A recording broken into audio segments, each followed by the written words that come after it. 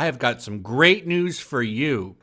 According to The Verge, Evangelion is perfect for the time we're living in. Why is that? You already know. Orange Man Bad. Pathetic earthlings. Who can save you now? Rush! Savior of the universe! Strange object imaged in the Imperial Vortex. All right, before we get into that dumpster fire article, let's talk about the dumpster fire that is Evangelion Netflix as well. I want to just combine both of these topics into this video instead of doing two. And what a trash fire that is on its own. There's been a huge backlash to this. The biggest one is that they took Fly Me to the Moon out, which is the ending, and they kind of did that karaoke style. So they had a lot of different versions, I believe. It's been a while since I've watched the main series. I've been watching the Evangelion rebuilds, which are amazing. The third one, not as strong.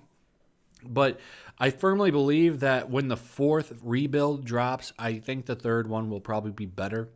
Because the problem with the third rebuild, if you don't know what these are, by the way, it's the director, Anno, is remaking the series. There's a lot of controversy that it might actually be a sequel as well, but that's up for debate. It's like an Empire Strikes Back type of movie. Not so much plot-wise, but the fact that, you know, it doesn't really have a very good ending. It's kind of in the middle of a story. And the difference between like Empire Strikes Back and Return of the Jedi is we didn't wait 14 years between each volume. Like every time he makes one, he gets all sad and stuff. It's an interesting backstory to that if you look it up. But nonetheless, that's the problem. Fly Me to the Moon. And then the other big thing, I've watched 2 episodes now. The timing of the subtitles are off. They're not like spot on. People are talking. And then sometimes if they just say like, you know, 1 or 3 words, the subtitle will actually pop up after they're already done talking. It's terrible. The dub just doesn't fit. I mean, this series has been out for a long time, since I want to say the 90s. And that English cast came back and has been doing, for the most part, except for crazy Amanda Wynn Lee, has been doing the voices in the rebuild as well. So there's a little controversy with that. I wish they would have kept the old cast, but they're not. And then finally, there's some big controversy going around Kawaru. It's been a while. Kawaru, I think his name. Anyway, he's spoilers, The Last Angel. And he was quite into Shinji, and they censored it.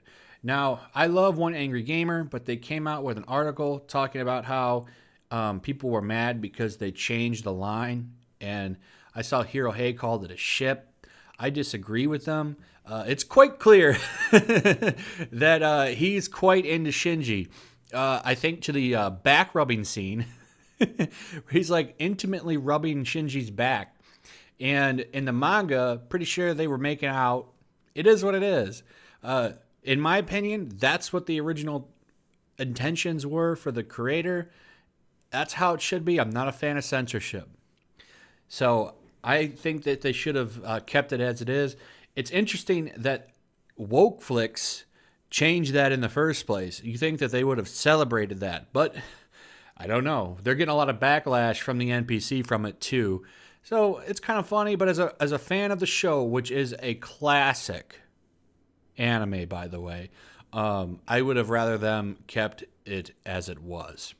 So anyway, let's take a look at this article. I just wanted to talk about that for a second.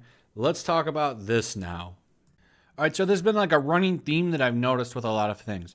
We just saw it on Attack on Titan, where I covered that crazy article where they basically called it a gateway to hate. It was, man, that was something. That's one of the worst ones I've seen yet.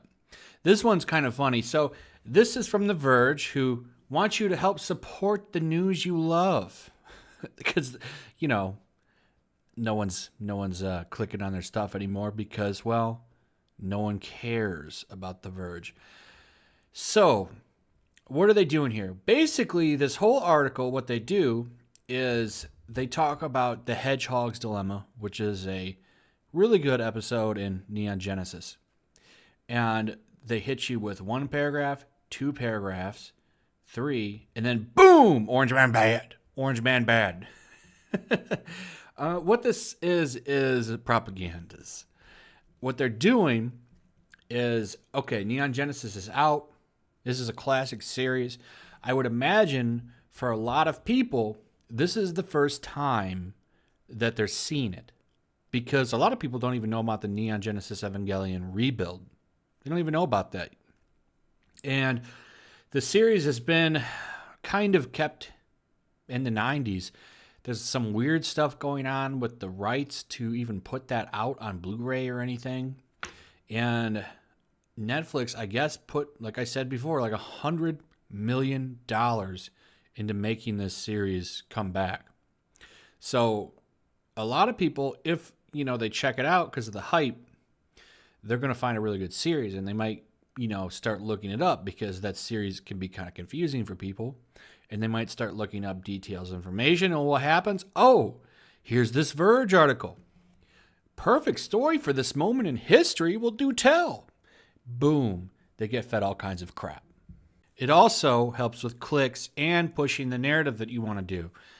Most people in anime, comics, video games, they don't want to read crap like this Orange Man bad stuff. So reaching them is kind of hard. So if you put Neon Genesis Evangelion as the perfect story for this moment in history, you might entice somebody to check it. And, then you can feed them a little bit of crap with nothing to back it up, by the way. They have no sources in this. And they obviously need this because, look, help support the news you love. Right at the top.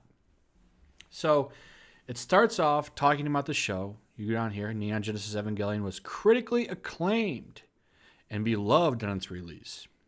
Both because it was a dense work of psychological fiction and because people could recognize it as a genuine artistic achievement. In 1995, when it was released, the Western world was relatively prosperous and stable. Japan, however, had recently undergone both an earthquake in Kobe and an attack in Tokyo, which came at the end of the millennium. Most have felt like the first rumblings of doomsday. Anno's masterpiece came into the void and had something to say about a lot of stuff with depression mainly.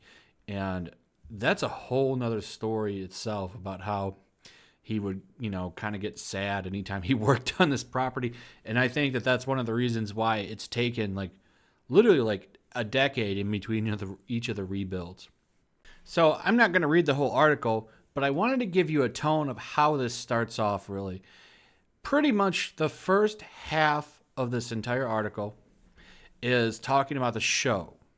So maybe you're into it, maybe they got you reading it, but then you come down to the second part of the article, and it shoots right into Orange Man bad stuff. It starts going, currently we are facing our own problems, but ultimately solvable problems, much as how Shinji faces the angels. Driving right and being authoritarianism is on the rise around the globe. Changing climates are still unchecked and is beginning to ravage the planet, and economic inequality is more visible than it has ever been. And then they actually add this in, which is funny. So you can see the highlighted word there. They say there are campgrounds in America, and there is a government agency tasked with conducting raids of unsuspecting immigrant families. They left a word out of that, by the way. Because, when you come here, do all the proper things, no one's going to come and try to, make you go away if you do it properly. But, of course, they leave that word out. It's the bias and the agenda of these mainstream article outlets, man, it really just blows my mind sometimes. And then they say, Orange Man has personally approved this because the government deems what's correct paperwork. capturing the ones without what the government deems as correct paperwork. What is that, a license and social security card? Birth certificate? Yeah, those are, you don't really need those things. And they say, things are bad, and they're getting almost unstoppably worse. Morally and physically, the world is on the brink of disaster. So, I mean, you're clearly only talking about the U.S., where I don't know about this person at The Verge, but the economy is pretty good right now. I see most people working and stuff, which is what majority of people care about. And yeah, I mean, you could say what you want about the dope, but the economy's good. I mean, is he a jerk? Yeah, he's a master level troll for sure. But you can't take away the fact that the economy kicking real hard right now, and that's what most people care about. And yeah, so anyway, they get down in here and they start going right back in to Neon Genesis. Say, here's Shinji's reaction in episode 4, which by the way is called Hedgehog's Dilemma, is instructive. Stress leads him to flee, to look away from the fights to come, but he returns in the end because of his more obligation to the rest of society. I don't think in the end that he returns out of a noble sense of duty. Shinji returns because he's betting on the small chance that he, a hedgehog, can move a little closer to Misato and through her to the rest of humanity. And that's true. I agree with that, actually. But the fact that they're weaving this in with this trash right here really is kind of a desperate way to just get clicks. And it doesn't get any better. The rest of the article goes into this crap and weaves in a lot of stuff. They don't give you no sources or anything. They show you this one video that I agree is pretty bad, but I'm not going to play it because it would be bad to do. There's a guy tied up and he starts getting beat up by people that shouldn't be doing that. And that is not a good thing, and I don't agree with that. However, this last little piece of information I also don't agree with.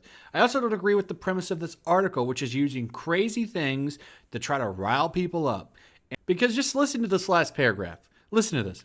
Shinji never became a righteous, unafraid hero. He can't help but be himself. He can't help feeling terrified and powerless every time he enters his Eva before a battle with an unknown and unnoble angel. And here, I think, is the final lesson. Intimacy is painful, but the warmth that's possible when people draw together is worth fighting for. Even if you're afraid, and especially if you're powerless, we don't have to change ourselves to fight. The prick of those spines should spur us into collective action. Did you hear that last sentence? Collective action. That's basically what this whole thing is. Oh, you wanted to read about Neon Genesis? Hey, you ever hear about Orange Man Bad? Let me educate you. This is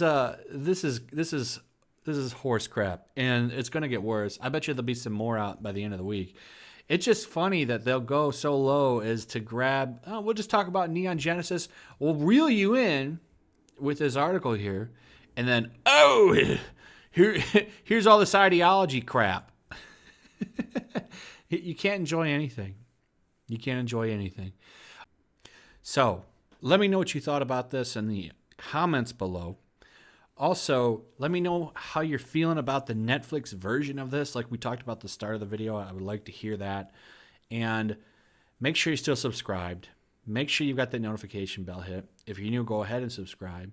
Check out the links in the description, particularly my Twitch, trying to build that platform up so I can start doing some game streams over there.